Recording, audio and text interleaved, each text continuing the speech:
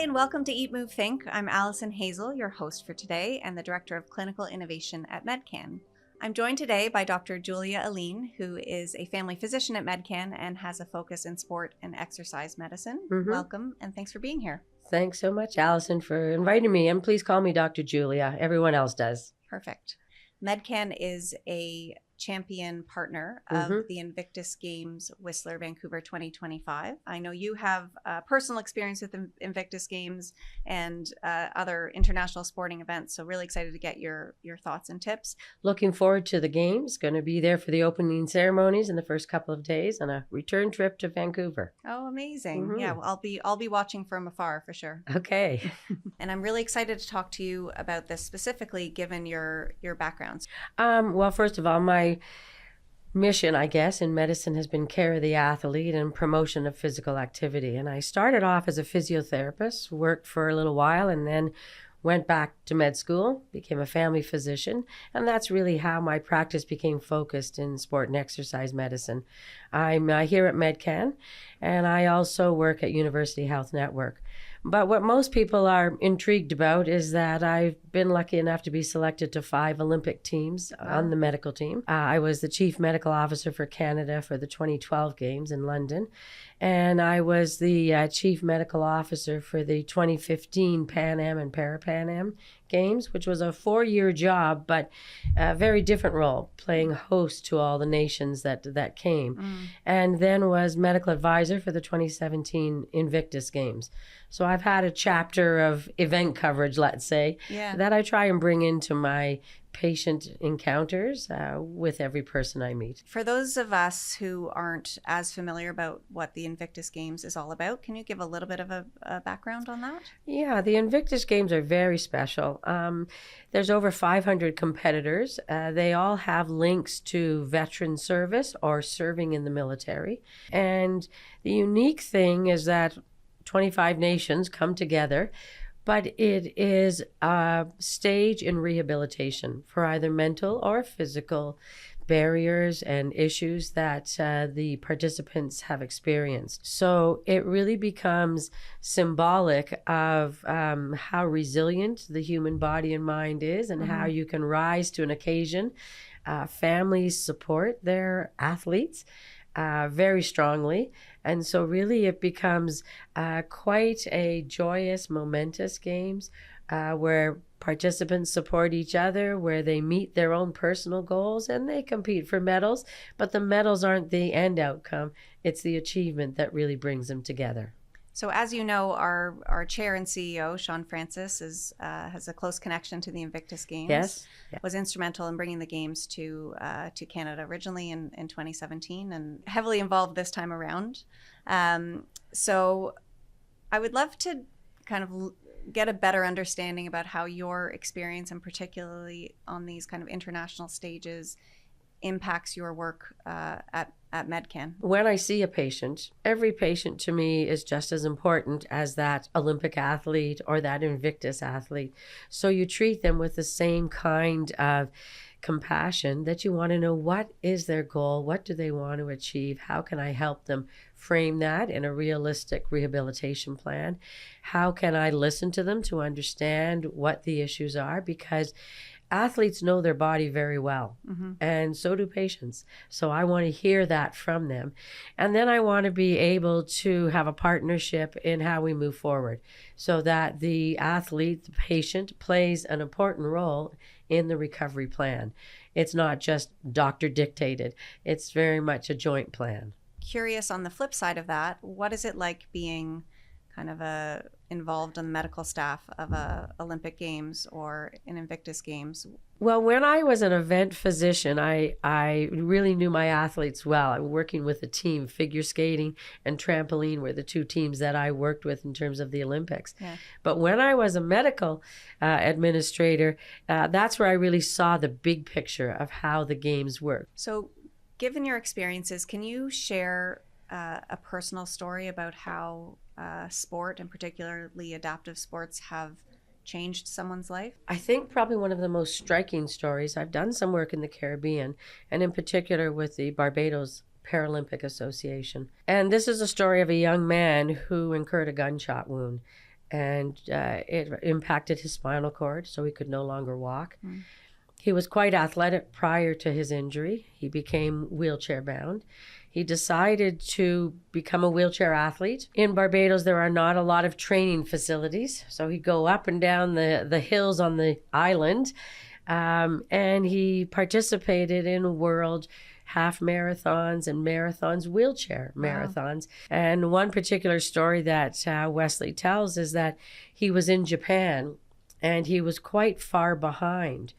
And then he just imagined those hills in Barbados and was able to really show his best and actually won medals, many medals, once he could sort of bring himself back to what his roots were and what he wanted to do. But the amazing thing about his story is that he went on to found the Barbados Paralympic Association. Oh, wow. So that others could also find sport as a way for recovery. And one of the athletes that he mentored was a swimmer, and he was an amputee. And he did compete in London when I was there. And then he competed in Toronto in the 2015 Parapan Games. Oh, wow. And again, his country was very proud of him that he had reached that level. So I think the story there is that one athlete's story that may just seem like a small component spread to a whole nation and then to other athletes. And that's what we see over and over again in adaptive sports, is that every athlete's a role model and they're inspirational and they have impact. And it's really wonderful to hear the stories. Oh, I love that. I have goosebumps. That's a great story. So for someone in the general population who's, recovering from an illness or an injury, what can they learn from these athletes and the journey that they go through? I think there are a lot of lessons. And I think in the Invictus Games, one of the lessons is that the athletes themselves were not already proficient at the sport that they compete in at the Invictus Games. They actually find a new sport. Right. And that idea of adaptive sports, reinventing yourself and finding a new way is very important. In the Olympic side, what happens is the athletes come to the completion of their career, and then they have to find other ways to stay active because they've been so focused and specialized on one sport. So this idea of reinventing yourself is really, I think, a take-home message. But the other message that I brought to the Canadian Olympic team is integrating wellness into competition. And this was after the Torino Olympics, and we had a debriefing, and they asked everyone how life went. This was in Italy, and it was Winter Olympics. And I said, I feel we're too much of a MASH unit and that we haven't met the athletes' needs. And after some questions and surprises, I presented the idea of having a wellness center within our Canadian building so that when athletes were not competing, that they could ground themselves. We did a survey to see just what our athletes experiencing, and over 70% of them said that they didn't sleep well when they were at an Olympic Games. No wonder. They're not in their own bed. They're sharing a room with someone who they often don't even know. And they felt that they couldn't take time just for themselves because everyone wants a piece of them. Right. We found that 13 out of the 16 men's water polo athletes do yoga 3 times a week. Oh, wow. So we developed a wellness center that was actually based on the medicine wheel, so that every day you were checking in on your emotional, your intellectual, your physical, your spiritual health. There were yoga mats and there was nutrition mats that they could actually read what some of the ingredients were in food. They could do power napping. We had a power nap room. We had meditation earphones. We had visualization tapes for them. So it was the idea that they could self-direct themselves to wellness. And we did that for Beijing and Vancouver, and it continues to go on. But what I bring home to my everyday patient is having that wellness corner in your home, in where you live or work, just allows you to center yourself when things are overwhelming. And that's what athletes do all the time. So I've heard you speak about visualization and kind of the power of that. Can you elaborate a little bit on the role of visualization? Sure. It's a simple concept that can go very deep. Mm-hmm. And the simple concept is, what do I have to do today? And can I see myself doing it? And what problems do I think I'll have? And can I correct them in my visualization? Mm-hmm. So the key to visualization is that you are able to anticipate what you want to do and bring up those anxieties about what may be a barrier to what you want to do and correct them and visualize yourself doing it the way you want to do it. Mm-hmm. And it works whether it is a competition, whether it's a relationship, whether it's a special meeting. But it gives you the confidence that what you're going into isn't new. You've actually practiced it. Mm-hmm. And that's the key to it. So you spoke about both physical and mental health and recovery in the Invictus Games specifically. Can you elaborate a little bit more on the mental health piece and really, how the games specifically and then how you bring that to your practice can impact mental health? Well, the Invictus Games are very special when it comes to mental health. A, because they recognize that trauma has a mental impact. B, because they allow a participant to bring their family, and their family is their support system every day. So they want that same support system during competition. Mm-hmm. And that idea of having connections to people and having positive relationships that boost you, that endorse what you're doing, that's a tremendous boost to anyone's mental health because it addresses their own authenticity and their own beliefs. So I really like the way that the Invictus Games has embraced this. In my own practice, I often make the connection that whatever happens to us, there is a physical and a mental connection in our brain. Mm-hmm. And so if we've had an injury, our brain remembers that. And when we start to get into a situation where maybe our pain is increasing, or perhaps we're going back to the same sport or the same area, our brain sends off signals.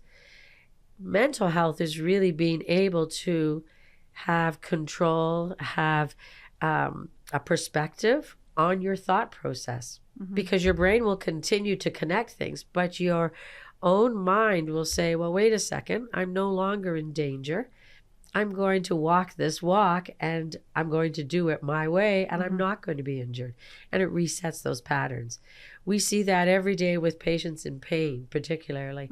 But that resetting of our connections is done very well with meditation, where we focus and let go of things. And in sport, we always say that you have to let go and then you have to let it be. Just see where you are, and then you have to make it be. Go where you want to go. And that's I think, how I would see mental health as combining with sports. I like that. Let go, let it be, and then make it be. Yeah. That's great. One of the hardest things is the motivation to kind of get up and do it and do something hard. Can you speak a little bit about motivation specifically? I had 2 athletes who were in gymnastics. They were trampoline athletes. And I asked them, when you go out on that trampoline to compete, what motivates you? And one said, well, the crowd motivates me. And I look the judges right in the eyes and I want to just embrace every clap that's happening. It gives me energy.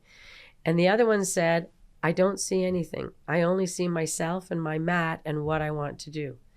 And I think that story brings back the idea that what motivates me might not motivate you. So we do have to find our own motivations. Yeah. They're very internal, but then they become external as we start to get feedback. And the hardest thing about motivation is consistency, is getting out there and doing it on a regular basis. And that's the same with physical activity. We all get very tied up in all the tasks we have to do, but just making that 15 minutes a day will start to motivate you for another 15 minutes the next day. So thinking about, our listeners, maybe the person who's sitting at home and injured or having difficulty with recovery or even just motivation, what advice would you have for them, or what would you say to that person? Well, we use the term active rest. And what that means is that the injured part of your body may not be able to do everything that it could do before, so it needs some rest. but the rest of you should remain active because that's part of your recovery. So I usually say try and start activities slow, but progress them. If it is a knee injury you have, then get your arms and core going because they're not injured. And so you try and maximize function and activity. We know in medicine, and there's been many research studies that have shown that bed rest doesn't work, that active rest does work. So that's the first thing. But the second thing is you don't have to do it alone. There are lots of healthcare professionals who can assess you, give you guidance, and take you along the path of recovery with many types of treatments that will shorten your recovery period and help you get back to your potential. Wonderful. Great advice. Well, thank you, Dr. Julia. This has been a really fascinating conversation. I loved hearing about your personal stories and experiences. So thanks so much for sharing them with me and all of our listeners. Well, thank you very much, Allison. Enjoyed speaking with you. So I encourage everybody to tune into the Invictus Games. It's a really powerful event, a way to come together as a country and support competitors who have given so much to this country. So tune in and go Canada. Go Team Canada.